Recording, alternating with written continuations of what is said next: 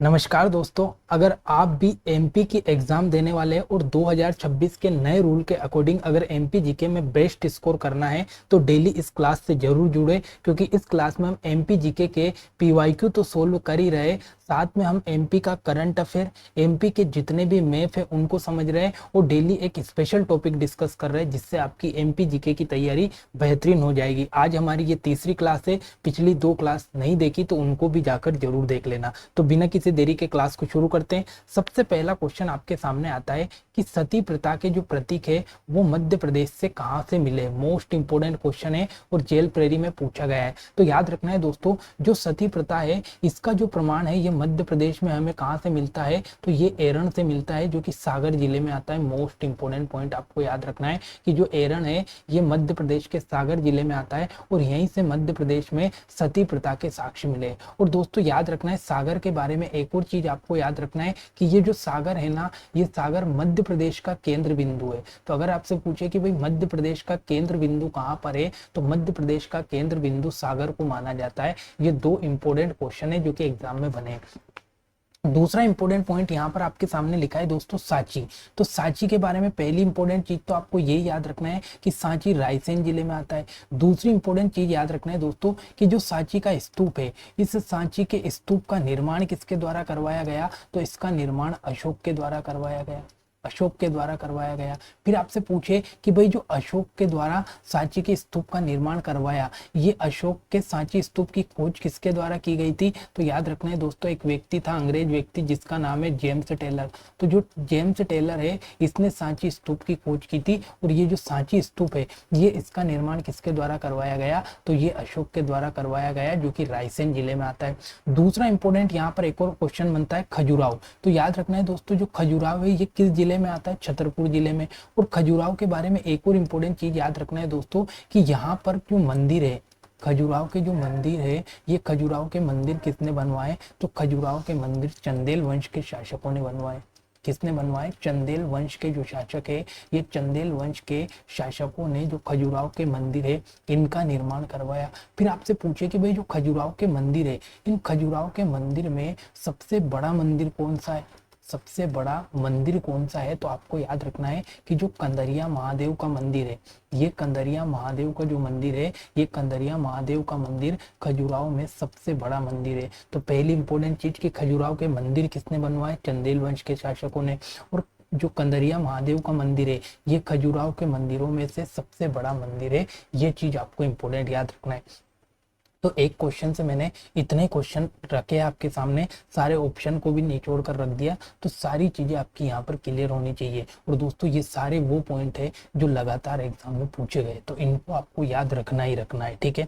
अगले क्वेश्चन पर चलते हैं। अगला क्वेश्चन आपके सामने आता है कि मध्य प्रदेश का प्रथम यूनानी चिकित्सा महाविद्यालय कहाँ पर स्थापित किया गया। मोस्ट इंपोर्टेंट पॉइंट है कि मध्य प्रदेश का जो प्रथम यूनानी चिकित्सा महाविद्यालय ये कहाँ पर स्थापित किया गया, तो याद रखना है दोस्तों ये बुरहानपुर में स्थापित किया गया। पहला इंपोर्टेंट पॉइंट तो आपको ये याद रखना है कि मध्य प्रदेश का पहला यूनानी चिकित्सा महाविद्यालय कहाँ पर स्थापित किया गया, तो ये बुरहानपुर में।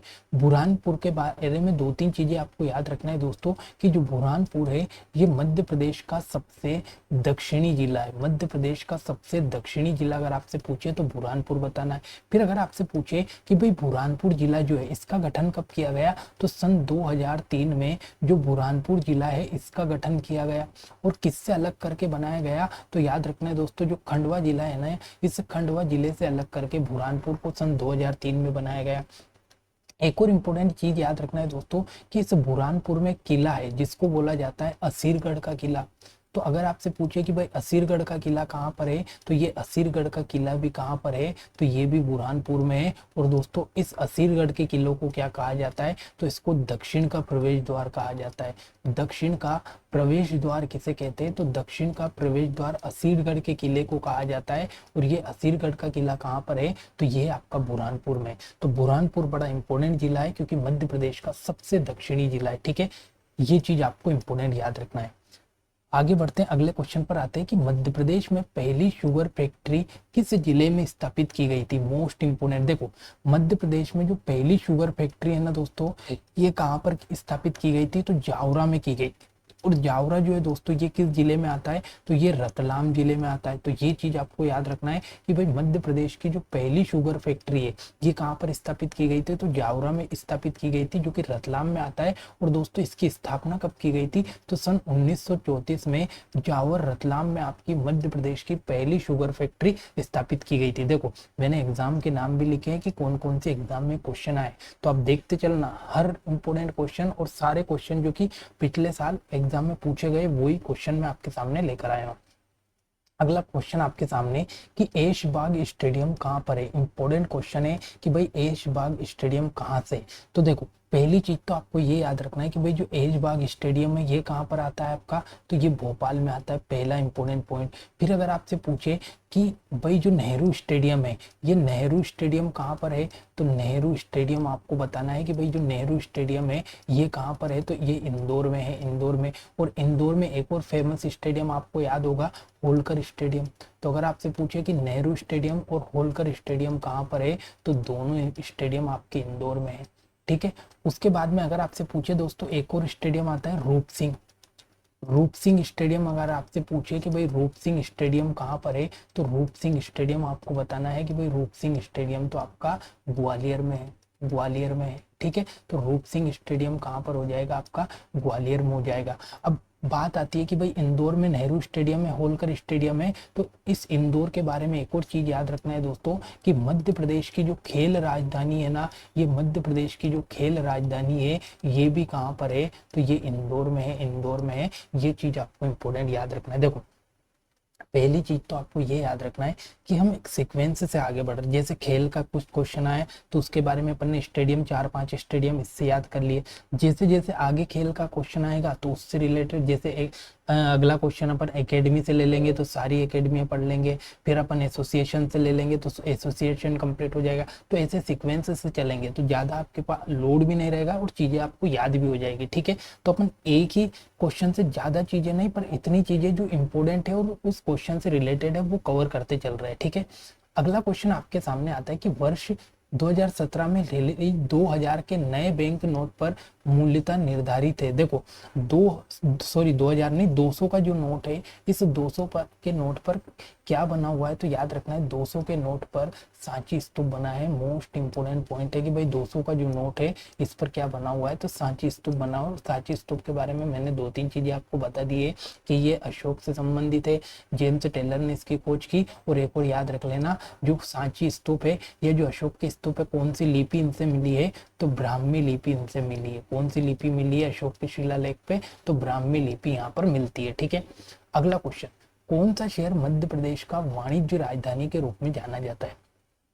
पहली चीज तो ये याद रखना है दोस्तों कि जो मध्य प्रदेश की अगर आपसे पूछ ले वाणिज्य राजधानी, या मध्य प्रदेश की पूछ ले खेल राजधानी, या मध्य प्रदेश की पूछ ले आपकी आर्थिक राजधानी, वाणिज्य आर्थिक या खेल कुछ भी पूछ ले तो तीनों का आंसर क्या होगा दोस्तों, तो तीनों का आंसर होगा भोपाल। तो मध्य प्रदेश की वाणिज्य खेल और आर्थिक राजधानी कुछ भी पूछ ले तीनों आपका भोपाल में होगा। फिर आपसे पूछे कि भाई मध्य प्रदेश की प्रशासनिक राजधानी कहाँ पर है, तो मध्य प्रदेश की प्रशासनिक राजधानी भोपाल में है। मध्य प्रदेश की अगर आपसे पूछे संस्कार राजधानी कहाँ पर है, तो संस्कार राजधानी आपकी आएगी दोस्तों कहाँ पर, जबलपुर में। फिर आपसे पूछ ले कि मध्य प्रदेश की संगीत राजधानी कहाँ पर है, तो संगीत राजधानी आएगी दोस्तों महर में, महर में। और मध्य प्रदेश की ग्रीष्मकालीन राजधानी कहाँ पर है, तो ग्रीष्मकालीन राजधानी जो है ये कहाँ पर आएगी, तो ये पंचमढ़ी में आती है, पंचमढ़ी में। ये इंपोर्टेंट पॉइंट आपको याद रखना है, ठीक है। सारे के सारे पॉइंट आपके एग्जाम की दृष्टि से इंपोर्टेंट है, पटवारी के एग्जाम में क्वेश्चन पूछा गया है। अगले क्वेश्चन पर चलते हैं कि मध्य प्रदेश का प्रथम गैर कांग्रेसी मुख्यमंत्री कौन है। तो मध्य प्रदेश का प्रथम गैर कांग्रेसी मुख्यमंत्री अगर आपसे पूछे दोस्तों तो वो कौन है, Kailash Chandra Joshi. Most important point आपको याद रखना है कि कैलाश चंद्र जोशी जो है ये मध्य प्रदेश के प्रथम गैर कांग्रेसी मुख्यमंत्री बने थे। और अगर आपसे पूछ ले कि भाई मध्य प्रदेश के पहले मुख्यमंत्री पहले सीएम कौन बने थे, तो वो आपको याद रखना है दोस्तों पंडित रविशंकर शुक्ल साहब जो है, ये पंडित रविशंकर शुक्ल साहब मध्य प्रदेश के पहले मुख्यमंत्री बने थे।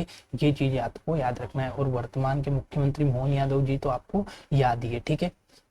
अगला क्वेश्चन है कि मध्य प्रदेश में कैलाश सत्यार्थी को किस वर्ष नोबेल पुरस्कार दिया था। मोस्ट इंपोर्टेंट पॉइंट है। देखो यहाँ से इनके बारे में दो तीन चीजें पूछेगा दोस्तों। पहली चीज तो जो कैलाश सत्यार्थी साहब है दोस्तों, इनको क्या दिया गया, इनको दिया गया नोबेल पुरस्कार। और नोबेल पुरस्कार किस क्षेत्र में दिया गया, तो शांति के क्षेत्र में इनको नोबेल पुरस्कार दिया गया। तीन पॉइंट इंपोर्टेंट, कैलाश सत्यार्थी को पहला तो नोबेल पुरस्कार मिलता है, शांति के क्षेत्र में मिलता है, और कब मिलता है, तो सन 2014 में मिलता है। फिर आपसे पूछेगा कि भाई ये किस जिले से हैं, तो याद रखना है दोस्तों इनका संबंध है विदिशा जिले से। इनका संबंध कहाँ से, विदिशा जिले से। और फिर एक और क्वेश्चन आपसे पूछेगा कि भाई इनको नोबेल पुरस्कार दिया तो दिया क्यों, तो इन्होंने एक आंदोलन चलाया था दोस्तों। इन्होंने क्या चलाया था, तो एक आंदोलन चलाया था। और इस आंदोलन का नाम क्या था, तो इसका नाम था बचपन बचाओ आंदोलन। बचपन बचाओ आंदोलन। तो बचपन बचाओ आंदोलन जो है ये किसके द्वारा चलाया गया, तो ये कैलाश सत्यार्थी के द्वारा चलाया गया था। और इसी आंदोलन के लिए सन 2014 में इनको शांति का नोबेल पुरस्कार दिया गया था। ठीक है, अब देखो दो तीन चीजें मैं यहाँ पर, देखो मैंने बोला था डेली मैप डिस्कस करेंगे ताकि आपको मध्य प्रदेश के सारे जिले याद हो जाए। तो अपन सबसे पहले बात करते हैं मध्य प्रदेश के यूपी के साथ कितने जिले लगते हैं। तो यूपी के साथ टोटल मध्य प्रदेश के 14 जिले लगते हैं। यहाँ से शुरू करेंगे, पहला मुरैना, दूसरा भिंड, तीसरे नंबर पर दतिया, लोकेशन देखते चलना, चौथे पर शिवपुरी, पांचवे पर अशोकनगर, छठे पर सागर, सातवें पर टीकमगढ़, आठवें पर निवाड़ी, नौवें पर छतरपुर, 10वें पर पन्ना, 11वें पर सतना, 12वें पर रीवा, 13वें पर मऊगंज और 14वें पर सिंगरौली। तो ये टोटल 14 ऐसे जिले के जो किसके साथ लग रहे हैं, यूपी के साथ लग रहे हैं। ठीक है, फिर बात आती है छत्तीसगढ़ के साथ कितने जिले लगते हैं, तो 7 जिले लगते हैं। यहाँ से शुरू करेंगे, सिंगरौली 1, सीधी 2, उसके बाद में शहडोल 3, अनूपपुर 4, डिंडोरी 5, मंडला 6 और बालाघाट 7। तो ये टोटल 7 जिले किससे लग रहे हैं, छत्तीसगढ़ से। महाराष्ट्र के साथ कितने जिले लगते हैं, तो महाराष्ट्र के साथ 10 जिले लगते हैं। बालाघाट से शुरू करेंगे, बालाघाट 1, शिवनी 2, छिंदवाड़ा 3, पादुना 4, उसके बाद में बैतूल 5, खंडवा 6, बुरहानपुर 7, खरगोन 8, बड़वानी 9 और उसके बाद में अलीराजपुर 10। तो टोटल 10 जिले किससे लग रहे हैं, महाराष्ट्र से। गुजरात के साथ कितने जिले लगते हैं, एमपी के 2, एक तो अलीराजपुर और एक आपका झाबुआ। फिर बात करते हैं राजस्थान के साथ कितने जिले लगते हैं, तो 10 जिले लगते हैं। देखो पहला तो झाबुआ, दूसरा रतलाम, तीसरा मंदसौर, चौथा नीमच। ठीक है, फिर यहाँ पर आएंगे, पांचवा आगरमालवा, छठा राजगढ़, सातवां गुना, आठवां शिवपुरी, 9वां श्योपुर और 10वां मुरैना। तो टोटल 10 जिले राजस्थान से लगते हैं। अब इसी प्रकार से आप डेली क्लास से जुड़ोगे, डेली में ही जिले आपको बताऊंगा तो डेली लोकेशन आपको याद हो जाएगी। जैसे आज यूपी के साथ लगने वाले, सॉरी आज पड़ोसी राज्यों के साथ लगने वाले जिले अपन ने याद कर लिए। अब फिर अपन क्या करेंगे, कल ऐसे जिले देख लेंगे या फिर कल अपन पूरे आपके संभाग याद कर लेंगे। तो ऐसे चलते चलेंगे तो मैप भी याद होगा, जिले भी याद होंगे। ठीक है, अगला क्वेश्चन आपके सामने आता है कि हबीबगंज रेलवे स्टेशन का पुराना नाम क्या है। मोस्ट इंपोर्टेंट पॉइंट है। देखो दो तीन चीजें याद पे होता दोस्तों, जो हबीबगंज रेलवे स्टेशन है ना, ये है कहाँ पर, तो ये भोपाल में है। पहली इंपॉर्टेंट चीज आपको याद रखना है कि भोपाल में है। दूसरी इंपॉर्टेंट चीज ये याद रखना है कि इसका पुराना नाम क्या था, Shahpur railway station. Shahpur railway station पुराना नाम था। शाहपुर के बाद में इसका नाम बदल कर क्या कर दिया था, हबीबगंज कर दिया था। हबीबगंज कर दिया था। और अगर आपसे पूछे कि वर्तमान में इसका नाम क्या है, तो रानी कमलापति। मोस्ट इंपोर्टेंट पॉइंट है, रानी कमलापति। तो रानी कमलापति रेलवे स्टेशन वर्तमान में इसका नाम है। और ये कहाँ पर है दोस्तों, तो ये भोपाल में स्थित है। और एमपी का पहला private railway station, private railway station है वर्तमान में। ये पहला प्राइवेट रेलवे बना था। देखो हबीबगंज रेलवे स्टेशन जो कि भोपाल में है, इसका पुराना नाम शाहपुर रेलवे स्टेशन था। इसको फिर हबीबगंज करा था और वर्तमान में इसका रानी कमलापति रेलवे स्टेशन है। और ये मध्य प्रदेश के भोपाल में है। और मध्य प्रदेश का पहला ऐसा रेलवे स्टेशन था जो प्राइवेट हाथों में दिया था सरकार ने। ठीक है, तो इतनी चीजें आपको याद रखना है। अगला आपके सामने आता है कि मध्य प्रदेश के पश्चिमी भाग में सबसे विशाल भौतिक भूभाग के रूप में किसका विस्तार पाया जाता है। मोस्ट इंपोर्टेंट क्वेश्चन है। देखो मध्य प्रदेश के पश्चिमी भाग में अगर आप देखोगे तो मालवा का पठार आता है दोस्तों। क्या आता है? तो मालवा का पठार, जो कि मध्य प्रदेश का सबसे बड़ा पठार है। और याद रखना है दोस्तों, ये मध्य प्रदेश के 28% भाग पर फैला है, यानी मध्य प्रदेश का सबसे बड़ा भौतिक भूभाग है मालवा का पठार। और यहाँ पर एक चीज याद रखना है दोस्तों, यहाँ पर अगर आप देखोगे कि कौन सी मिट्टी पाई जाती है, तो यहाँ पर काली मिट्टी पाई जाती है दोस्तों, काली मिट्टी पाई जाती है। और एक और चीज याद रखना है दोस्तों, ये जो काली मिट्टी है ना, इसमें कपास का उत्पादन सबसे ज्यादा होता है। कपास का उत्पादन सबसे ज्यादा होता है काली मिट्टी में, ठीक है। और दोस्तों ये जो मालवा का पठार है ना, इसमें गेहूं का उत्पादन सबसे ज्यादा होता है, और इसीलिए इसको गेहूं की डलिया का पठार कहा जाता है। तो गेहूं की डलिया का पठार किसे कहा जाता है? तो आपका मालवा के पठार को कहा जाता है। और अगर आपसे पूछे कि भाई मालवा के पठार की जीवन रेखा किसे कहते हैं, तो मालवा की जीवन रेखा अगर आपसे पूछे तो मालवा की जीवन रेखा कहा जाता है दोस्तों चंबल नदी को। चंबल नदी को मालवा की जीवन रेखा कहा जाता है। इतने पॉइंट आपको मालवा के पठार से याद रखना है, जो कि एग्जाम के लिए बहुत ही इंपॉर्टेंट है। अगले क्वेश्चन पर चलते हैं कि भोपाल रियासत की प्रथम महिला शासिका कौन थी। मोस्ट इंपोर्टेंट पॉइंट है दोस्तों। तो जो भोपाल की पहली महिला शासिका थी ना दोस्तों, उनका नाम था कुदसिया बेगम। कुदसिया बेगम या कुदसिया बेगम को ही एक और नाम बोला जाता है गौहर बेगम। तो गौहर बेगम या कुदसिया बेगम जो है, ये भोपाल की प्रथम महिला मुस्लिम शासिका थी, और ये इन्हीं को कुदसिया बेगम कहा जाता है। एक और इम्पोर्टेंट चीज आपसे पूछा जाता है दोस्तों कि जब भोपाल का विलय हुआ था, भोपाल का जब विलय किया गया था ना, रियासतों का एकीकरण किया गया था, तो भोपाल का जब विलय किया गया था एमपी में सन 1949 में, तो उस समय भोपाल का शासक कौन था? तो उस समय भोपाल का शासक था मोहम्मद हमीदुल्ला खान। मोहम्मद हमीद उल्ला खान। मोहम्मद हमीदुल्ला खान जो है उस समय भोपाल का नवाब था। तो ये चीज भी कई बार एग्जाम में पूछी गई, तो ये भी आपको याद रखना है, ठीक है। अगला, मध्य प्रदेश के कौन से जिले का नाम मुंडवारा है? तो याद रखना है दोस्तों, जो मुंडवारा है ना, ये किसे कहा जाता है? तो ये कटनी को कहा जाता है। कटनी को मुंडवारा कहा जाता है। और दोस्तों याद रखना है, एक और इसको कहा जाता है चूना नगरी। तो अगर आपसे पूछे कि चूना नगरी किसे कहा जाता है, कटनी को कहा जाता है, क्योंकि चूने का सबसे ज्यादा जो सॉरी सबसे पहले जो उत्पादन किया गया था ना, चूने का सबसे पहले जो उत्पादन किया गया था वो कटनी में किया गया था। और इसी कटनी को मुंडवारा या चूना नगरी के नाम से जाना जाता है। तो ये चीज आपको याद रखना है। आगे, मध्य प्रदेश का सबसे गर्म महीना कौन सा है? यहाँ से 2-3 क्वेश्चन पूछे जाते हैं। अगर आपसे पूछे कि मध्य प्रदेश का सबसे गर्म महीना कौन सा है, तो सबसे गर्म महीना आपको बताना है मई का महीना मध्य प्रदेश का सबसे गर्म का महीना है। फिर अगर आपसे पूछे कि सबसे ज्यादा तापांतर वाला महीना कौन सा है, तापांतर वाला महीना कौन सा है, तो वो आपको बताना है मार्च का महीना। तापांतर क्या होता है? यानी कि दिन में तो बहुत ज्यादा गर्मी और रात में बहुत ज्यादा ठंड, तो इसे कहा जाता है तापांतर, ताप में अंतर। तो वो किस महीने में रहता है? मार्च के महीने में रहता है। तो ये 2 पॉइंट आपको याद रखना है। मई में सबसे ज्यादा गर्मी पड़ती है, और तापांतर सबसे ज्यादा कब रहता है? तो वो आपका रहता है मार्च में, ठीक है। ये चीज आपको याद रखना है। उसके बाद अगर आपसे पूछे कि मध्य प्रदेश में सबसे ज्यादा तापमान कहाँ पर ये नापा गया था, तो याद रखना है दोस्तों गंज बासोदा। गंज बासोदा में सबसे ज्यादा तापमान दर्ज किया गया था, जो कि विदिशा जिले में आता है। गंज बासोदा जो कि विदिशा जिले में आता है, यहाँ पर सबसे ज्यादा तापमान देखा गया था, ठीक है। तो ये चीज आपको याद रखना है।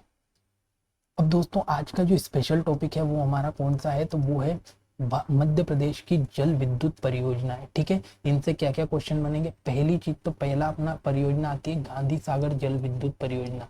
तो आपसे पूछेगा कि भाई गांधी सागर परियोजना किस नदी पर है? तो गांधी सागर परियोजना चंबल नदी पर है। और कहाँ पर है? तो मंदसौर में है। और इससे कितनी मेगावाट बिजली उत्पादन हो रही है? तो इससे 115 मेगावाट बिजली उत्पादन हो रही है। मोस्ट इंपोर्टेंट है। और ये मध्य प्रदेश की सबसे पहली परियोजना है। तो मध्य प्रदेश में सबसे पहले जल विद्युत परियोजना कौन सी आई थी? गांधी सागर, जो कि चंबल नदी पर कहाँ पर है? मंदसौर में है। और 150 मेगावाट बिजली का उत्पादन कर रही है।